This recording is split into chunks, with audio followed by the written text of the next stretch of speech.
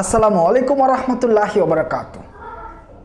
অবিশ্বাস্য, দুর্দান্ত, বাংলাদেশের এক অবিশ্বাস্য জয়, তাও আবার পাকিস্তানের মাটিতে, পাকিস্তানকে এমনকি টেস্ট ম্যাচে, যেই ম্যাচে বাংলাদেশ সবচেয়ে দুর্বল বলে ধরা হয়। আচ্ছা বলেন তো, এই সিরিজ শুরু হওয়ার আগে কিংবা এই ম্যাচ শুরু হওয়ার আগে কেউ ভেবেছিলেন যে পাকিস্তানের মাটিতে গিয়ে পাকিস্তানকে হারাবে বাংলাদেশ ক্রিকেট দল? আর বর্তমানে কিন্তু বাংলাদেশ ক্রিকেটের একটি যাচ্ছে তাই একটা অবস্থা চলছে, বিশেষ করে টেস্ট ক্রিকেটে যেন বাংলাদেশ ক্রিকেটের অবস্থা আইসিইউতে, এরকম একটা অবস্থা। বাংলাদেশের যদি জয়ের নাম ধরা হয়, একজনের নাম বলা হয়, তাহলে তো সেটা ওই যে man of the match Mushfiqur রহিমের কথা বলতে হবে। কিন্তু এই ম্যাচে কিন্তু কম বেশি সকলেরই কিন্তু অবদান আছে। সাকিব আল হাসানের অবদান আছে, মেহেদী হাসান মিরাজের অবদান আছে, লিটন কুমার দাস, নাজমুল হোসেন শান্ত, সাদমান ইসলাম, মুমিনুল ইসলাম, সকলেরই কিন্তু অবদান আছে।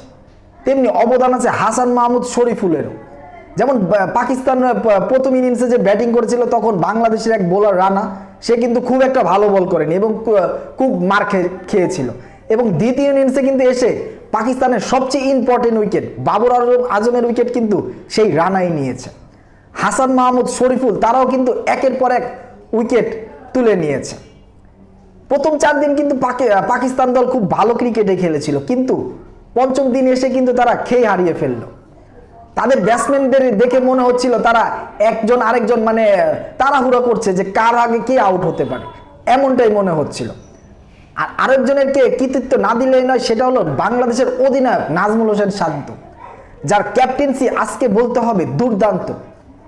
যখন যেই বলারটা দরকার সেই বলারটাই কিন্তু সে অ্যাটাকে নিয়ে এসেছে এবং সেই কিন্তু নাজমুল হোসেন শান্তর পরিকল্পনাকে সফলতার মুখ দেখিয়েছে। যখন পেসারদের দরকার পেসার নিয়ে এসেছে, পেসাররা এসে উইকেট নিয়েছে। যখন স্পিনার দরকার স্পিনার নিয়ে এসেছে। মেহেদী হাসান মিরাজ তো একাই যেন ঝলক দেখালো, সাকিব আল হাসানও একের পর এক উইকেট নিচ্ছিল। যখন যেটা দরকার সেটাই নিয়ে আসছিল। আর পাকিস্তানের ব্যাটসম্যানদের আজকে খুবই অসহায় মনে হয়েছে। যদিও বাংলাদেশ কিন্তু এখনো সিরিজ জিতে নেই, সিরিজে 1-0 এগিয়ে গেছে। আরও একটি ম্যাচ আছে, আশা করি সেই ম্যাচটিও বাংলাদেশ না জিতলেও অন্তত ড্র করবে, যাতে বাংলাদেশ অন্তত সিরিজ জিতে পাকিস্তান থেকে ফিরে আসতে পারে টেস্টে।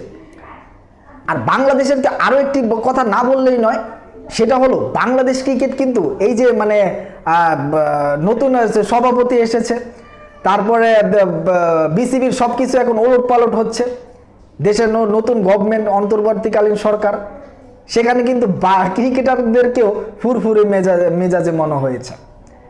আসলে ক্রিকেটারদেরও কিন্তু একটা বড় একটা চাপ ছিল বিসিবির যে বিভিন্ন যে আগের যে কর্মকর্তা ছিল তাদের পক্ষ থেকে, সেগুলো কিন্তু একের পর এক ঠিকই কিন্তু ফাঁস হচ্ছে।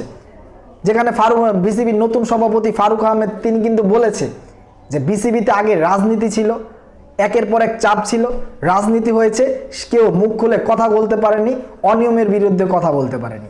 তবে বাংলাদেশ জিতলেও হাতুড়ে সিংহের কথা কিন্তু ভুলে গেলে চলবে না। হাতুড়ে সিংহকে কিন্তু ঠিকই বাংলাদেশকে থেকে বিতাড়িত করতে হবে, নয়তো এই যে কিছুদিন পর পর একটা ম্যাচ জিতবো, এই একটা ম্যাচ জিতেই কিন্তু আমাদের সন্তুষ্ট থাকতে হবে। বাংলাদেশ ক্রিকেটকে ভালো খেলতে ধারাবাহিকতাকে ধরে রাখতে হলে বা জয়ের ধারাকে ধরে রাখতে হলে হাতুড়ে সিংহকে বিদায় করা অত্যন্ত জরুরি। আমরা বাংলাদেশের ফ্যান, আমরা অল্পতেই তুষ্টি হয়ে যাই। যেখানে বাংলাদেশ জিম্বাবুয়ে, কেনিয়া কিংবা আফগানিস্তান, নেদারল্যান্ডস তাদের সাথে জিতলে আমরা কত খুশি হই, সেখানে পাকিস্তানের মাটিতে গিয়ে পাকিস্তানকে হারিয়েছে বাংলাদেশ, তাও আবার টেস্ট ক্রিকেটে। অভিনন্দন বাংলাদেশ ক্রিকেট দল, দুর্দান্ত, অবিশ্বাস্য তো অবশ্যই। আজকের ভিডিও এই পর্যন্তই। আল্লাহ যদি আমাকে হায়াতে বাঁচিয়ে রাখে, ইনশাল্লাহ পরবর্তী ভিডিওতে আবারও দেখা হবে, কথা হবে। আর আল্লাহ যদি আমাকে মাফ করে দেয়, ইনশাল্লাহ জান্নাতে দেখা হবে। আসসালামু আলাইকুম ওয়া রাহমাতুল্লাহি ওয়া বারাকাতুহু।